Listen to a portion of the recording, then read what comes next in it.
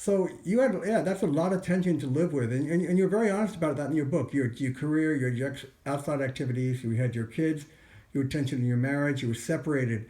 I told some people about this, and one person had, I don't know how you're going to react to this. I'm just curious. Said, well, at the end of the day, they might have separated, but they got back together. They stayed together. They stayed a family.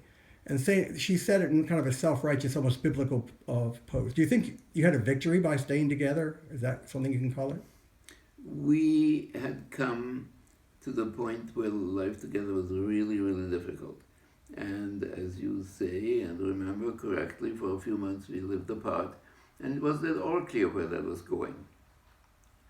We did, in fact, get together, and yes, the fact that we were married, the fact that we had two children, the fact that we were a family, was something that we were both very conscious of, and even though there were times when it required a readjustment and a reassessment of where we were, we made those adjustments.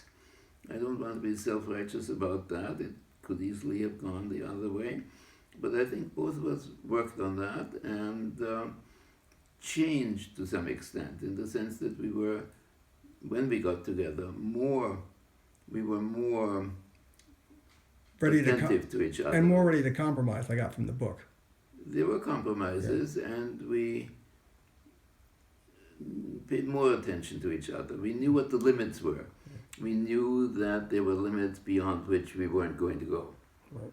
So we were more attentive and more careful with each other, and I think that helped make the second time around, which was after all some decades, a more even-tempered time. There were some things that were still limiting, and you mentioned the political engagement. She just had no feeling for that, and I certainly chafed under that limitation.